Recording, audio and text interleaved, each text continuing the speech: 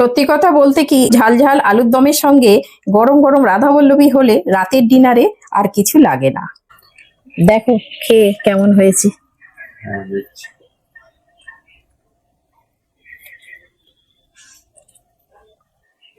খুব সুন্দর ফুলেছে, একদম নরম হয়ে গেছে। হুম, খুব সুন্দর হয়েছে,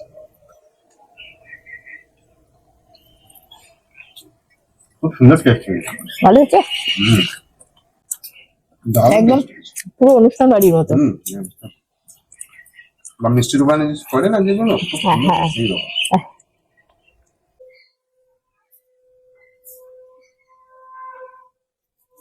রাধাবল্লভীর জন্য আমি এখানে বিউলির ডাল নিয়েছি।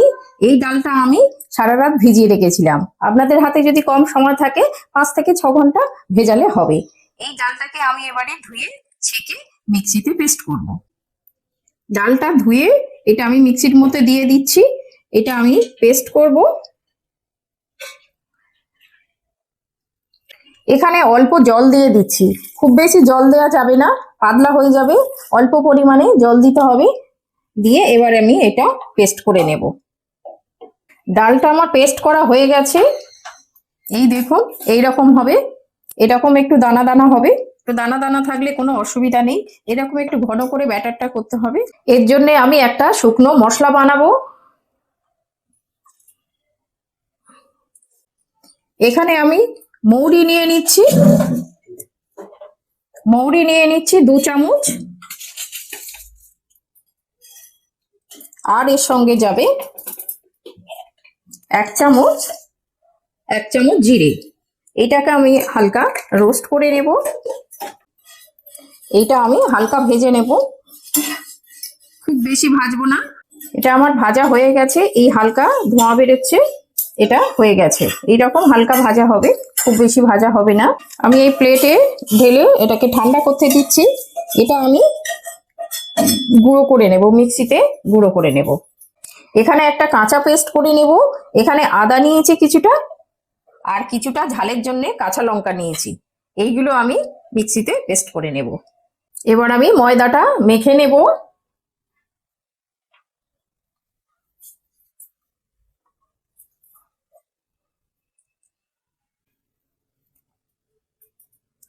এখানে আমি 400 গ্রাম মতো ময়দা নেব। আর এখানে আমি কিছু শুকনো উপকরণ মিশিয়ে নেব। যেমন এই 1 চামচ গুঁড়ো চিনি। এই গুঁড়ো চিনিটা নিলে কি হয়, ময়দার মধ্যে সব জায়গায় মিশে যায়। আর স্বাদ মতো লবণ নিয়ে নিলাম। আর যে মৌরি আর জিরেটা গুঁড়ো করেছিলাম, সেইটা আমি এখানে 1 চামচ দিয়ে দিচ্ছি। আগে আমি এই শুকনো মশলাগুলো আগে এর সঙ্গে ভালো করে মাখিয়ে নেব।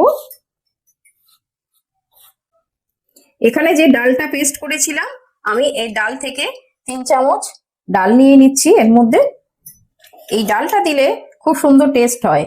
বিয়ে বাড়ি, অনুষ্ঠান বাড়িতে যে যারা বানায় এই ডালটা দেয়, এই জন্য এত সুন্দর এই রাধাবল্লভীর টেস্টটা হয়। 3 চামচ নিয়ে নিলাম। আর এর মধ্যে কাঁচা লঙ্কা আর যে আদা পেস্ট করেছিলাম, সেটাও আমি 1 চামচ দিয়ে দিচ্ছি। আর এর মধ্যে কিছুটা সাদা তেল দিয়ে দেব, 2 চামচ মতো সাদা তেল দেব। দিয়ে এবার এইটাকে ভালো করে মাখবো। এইটা আগে এই ডাল আর মশলা দিয়ে আগে শুকনো অবস্থায় ভালো করে মেখে নেব।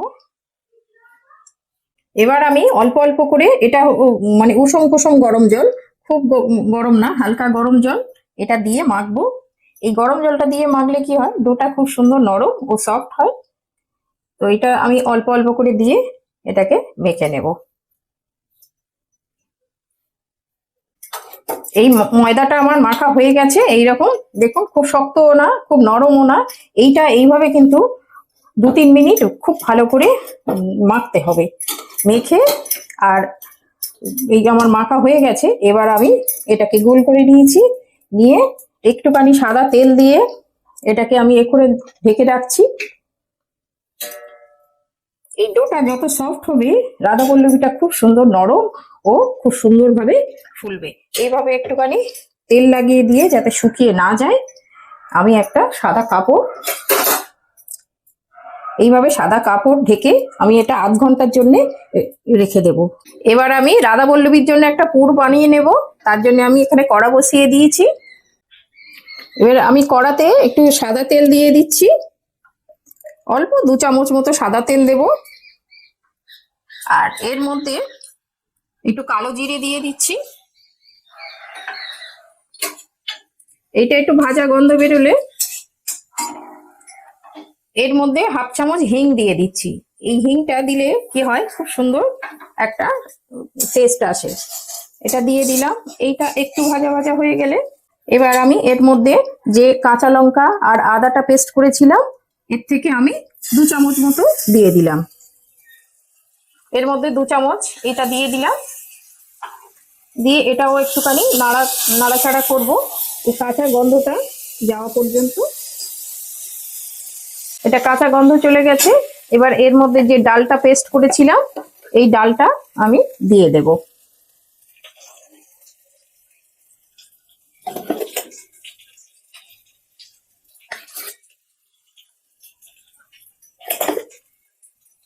এই ডালটা দিয়ে দিলাম, দিয়ে একটু নাড়াচাড়া করে নিচ্ছি। একটু জলটা শুকিয়ে এসছে, একটু আঠালো হয়ে গেছে। এবার আমি এর মধ্যে পরিমাণ মতো লবণ দিয়ে দিচ্ছি। আর যে মৌরি আর জিরেটা গুঁড়ো করেছিলাম সেইটা এখানে 2 চামচ দিয়ে দিলাম।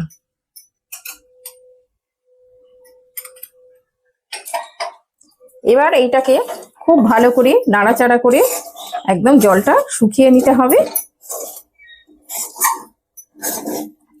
এটা তলাতে বসে না যায় বা পুড়ে না যায় সেদিকে খেয়াল রাখতে হবে। একটু লো টু মিডিয়ামে আস্তে আস্তে এইভাবে পুরটাকে রেডি করে নেব। এই ডালটা আস্তে আস্তে এইভাবে নাড়াচাড়া করে নিতে হবে। এটা একটু তলাতে এইভাবে বসে যায় কড়ার নিচে, কোনো অসুবিধা নেই। এটা আস্তে আস্তে এইভাবে খুন্তি দিয়ে দিয়ে করে এটাকে নিতে হবে। এই ডোটা আমার রেডি হয়ে গেছে, দেখুন এইরকম হবে। এবার আমি এটাকে ঠান্ডা করতে দেবো একটা বাটির মধ্যে। আধ ঘন্টা হয়ে গেছে। এবার আমি এটাকে খুলে নিচ্ছি। এবার আমি রাধা বল্লভীটা বানিয়ে নেব। ময়দাটা দেখুন কত সুন্দর নরম ও সফট হয়ে গেছে। এবার আমি এর থেকে লেচি কেটে এবারে আমি রাধা বল্লভীটা বানিয়ে নেব। এবার আমি এর থেকে লেচি কেটে ছোট ছোট বল বানিয়ে নেব। এই রাধা বল্লভীটা একটু বড় বড় হবে, খুব ছোট করব না। এই এত বড় করে করব, লুচির মতোই গোলাটা করব। এবার এর মধ্যে পুর ভরলে এবার বড় বড় সাইজের হয়ে যাবে।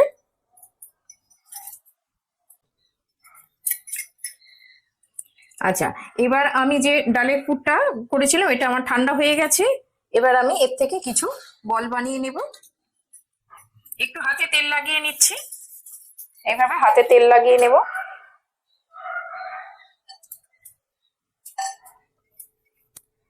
এরকম ছোট ছোট গোল করে নেব কয়েকটা।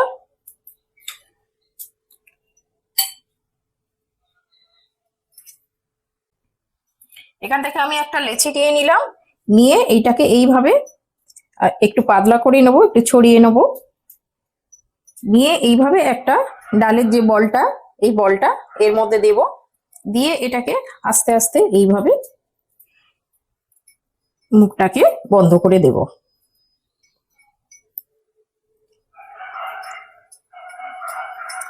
এইভাবে আস্তে আস্তে করে মুখটা বন্ধ করে দিলাম খুব সুন্দর করে। এবারে এইভাবে গোল করে নেব, নিয়ে এইভাবে আমি একে একে সবগুলোর মধ্যে ভরে নেব ডালটা।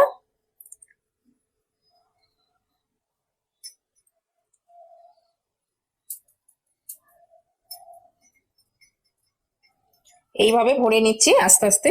দেখুন এটা খুব সহজ, খুব সহজেই করে নিতে পারবেন।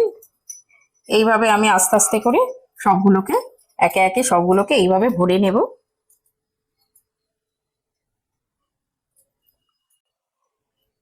আমার সবগুলোতে পুর ভরা হয়ে গেছে। এবার আমি রাধা বল্লভীটা বেলে নেব। আচ্ছা, এই জায়গাটায় আমি একটুখানি তেল লাগিয়ে নিচ্ছি এটাতে জড়িয়ে যাতে না যায়। এটাতেও একটু তেল লাগিয়ে নিলাম। আর এই যে চাকলাটা, এই চাকলাটাতেও একটু তেল লাগিয়ে নিচ্ছি। সুন্দর করে একটু তেল লাগিয়ে নিলাম। আচ্ছা, এবার আমি বেলবো। একটু তেল লাগিয়ে নিচ্ছি এতে। আপনারা যদি এইভাবে না বেলতে পারেন, আঠা দিয়েও বেলতে পারেন, শুকনো আঠা দিয়ে বেলতে পারেন। আমি আগে এইভাবে চেপে নিচ্ছি। এইভাবে চেপে নিলে কি হয়, ভিতরের যে পুরটা আছে সেটা খুব সুন্দর ভাবে ছড়িয়ে যায়। তারপরে এবারে আস্তে আস্তে করে এইভাবে করে বেলতে থাকবো। একবারে বেলবো না, এইভাবে একটু তুলে তুলে বেলবো। এটা একটু মোটা মোটা সাইজের হয়, যেহেতু একটা ভিতরে ডালের পুর দেওয়া রয়েছে, সেহেতু একটু মোটা সাইজের হবে আর একটু বড় বড় হবে।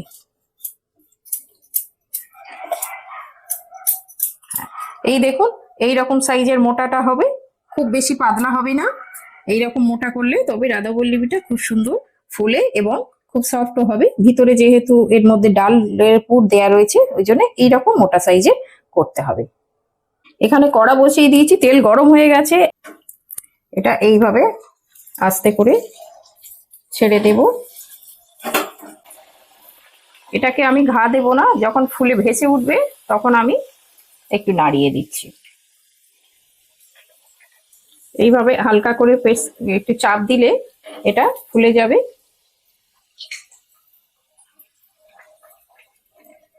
এই ফুলে গেছে, এবার আমি এটাকে উল্টে দেব। এটা আমি একটু লাল লাল করে ভাজছি। লাল লাল করে ভাজলে কি হয়, দেখতেও ভালো লাগে, খেতেও ভালো লাগে। এই জন্য একটু লাল লাল করে ভাজবো। এইভাবে একটু তেল ঝরিয়ে তুলে নেব।